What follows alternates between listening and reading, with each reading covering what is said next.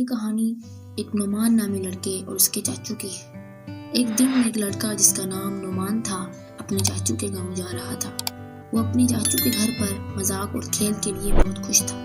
نعمی کا چاچو ایک اچھی اخلاقی شخصیت کا مالک تھا جو اس کو ہمیشہ اخلاقی اقدار سکھاتا تھا۔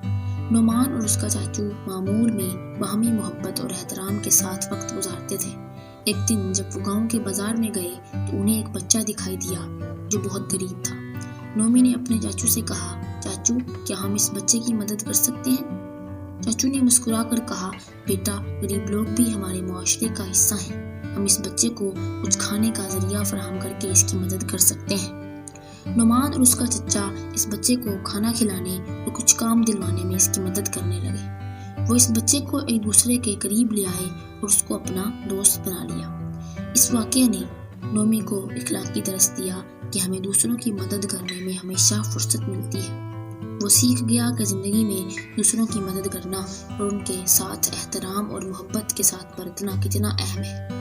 اس واقعے نے نعمی کی شخصیت کو مزید نکھارا اور اس کے چچا کے ساتھ محبت اور احترام کا رشتہ مضبوط کر دیا۔